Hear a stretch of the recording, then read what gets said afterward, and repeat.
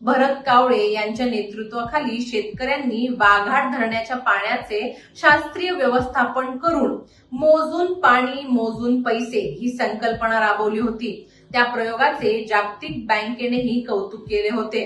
लोकसहभाग, पारदर्शकता आणि जबाबदारी या तत्वांवर आधारित असलेली ही चळवळ ग्रामीण जल व्यवस्थापनाचा आदर्श ठरली होती। जलसातबारा ही संकल्पना त्या अनुभवांना आधुनिक तंत्रज्ञानाची जोड देणारी आहे। मात्र जलसातबारा यशस्वी करण्यासाठी केवळ ग्रामीण भागांवर लक्ष केंद्रित करून चालणार नाही। शहरी भागातील पाण्याचा अपव्यय देखील तितकीच गंभीर समस्या आहे। मुंबई, पुणे, नागपूर, ठाणे आणि इतर महानगरांमध्ये दररोज कोट्यावधी लिटर पाणी केवळ गळतीमुळे वाया जातं। जुनाट पाईपलाईन, अनधिकृत जोडण्या, अपूर्ण देखभाल आणि नियोजनाचा अभाव यामुळे मोठ्या प्रमाणावर जलनुकसान होतं। अनेक अभ्यासांनुसार काही शहरांमध्ये एकूण पुरवठ्याच्या 30 ते 40% पाणी ग्राहकांपर्यंत पोहोचण्यापूर्वीच नष्ट होतं।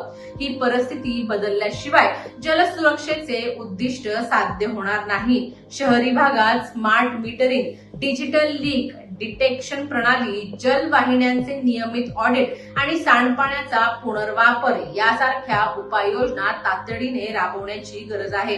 जलवाहिन्या आणि ड्रेनेज लाईन स्वतंत्र रंगांमध्ये ठेवणे, भूगर्भातील पाणी वाहिन्यांचे डिजिटल मॅपिंग करणं आणि कृत्रिम बुद्धिमत्तेच्या मदतीने गळती शोधणं यासारखे उपाय आता पर्याय नसून आवश्यकता बनले आहेत। कारण भविष्यातील जलसंकट केवळ ग्रामीण भागापुरते मर्यादित राहणार नाही, ते शहरांच्या आर्थिक आणि सामाजिक विकासालाही मोठा फटका देऊ शकते। देशातील वाढती लोकसंख्या, औद्योगिकरण, शहरीकरण आणि हवामान बदल यांचा एकत्रित परिणाम जलस्रोतांवर होत आहे। संयुक्त राष्ट्रांसह अनेक आंतरराष्ट्रीय संस्थांनी भविष्यातील संघर्षांचं एक मोठं कारण पाणी असू शकतं असा इशारा देखील दिला आहे। त्यामुळं पाण्याचं व्यवस्थापन ही केवळ विकासाची बाब नसून राष्ट्रीय सुरक्षेचाही विषय बनत चालला आहे। अशा वेळी महाराष्ट्राने जलसातबारासारखा उपक्रम हाती घेणं ही दूरदृष्टीची बाब आहे। तथापि कोणतीही योजना केवळ सरकारी आदेशांनी यशस्वी होत नाही। तिच्यासाठी लोकसहभाग, जनजागृती आणि सामाजिक बांधिलकी आवश्यक असते।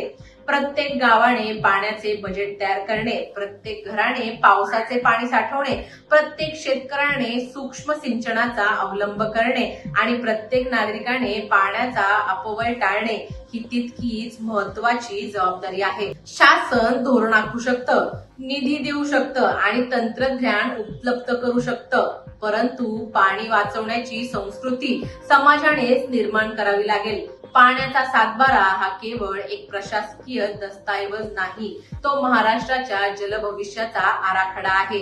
पाण्याचा प्रत्येक थेंब मोजण्याची, जपण्याची आणि योग्य ठिकाणी वापरण्याची संस्कृती निर्माण करणारी ही एक मौल्यवान संधी आहे।